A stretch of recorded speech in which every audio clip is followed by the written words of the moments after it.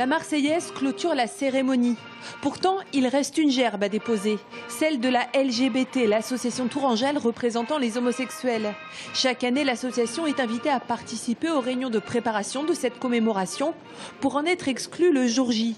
Le motif, un problème de statut. Ce n'est pas du tout une position discriminatoire, c'est simplement la règle qui veut que seuls déposent des gerbes à l'occasion de cérémonies officielles, les associations mémorielles dont l'objet exclusif est la mémoire des personnes auxquelles on rend hommage. Le préfet d'Indre-et-Loire avance un autre motif à cette exclusion. Une des associations s'opposerait au dépôt de gerbes de la LGBT.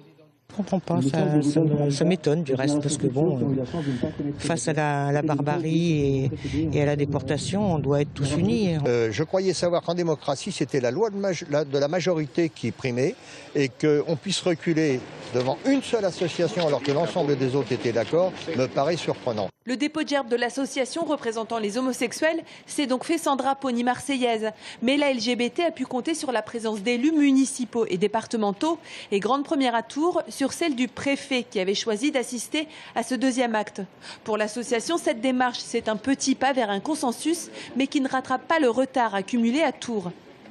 À partir du moment où Jacques Chirac, en 2005, où l'État français a reconnu la déportation pour motif d'homosexualité, les associations mémorielles qui avaient pour objectif la mémoire des déportés pour motif d'homosexualité pouvaient être pleinement inclus dans ces cérémonies à partir de 2006. Et ça fait quand même 10 ans, 70 ans après la libération des camps, on est en 2015, il serait peut-être temps d'arrêter de faire des distinctions entre les motifs de déportation. À Orléans, Poitiers, Le Mans, Rennes, La Rochelle ou encore Angoulême, les associations lesbiennes, gays, bi et trans participent officiellement aux journées de commémoration.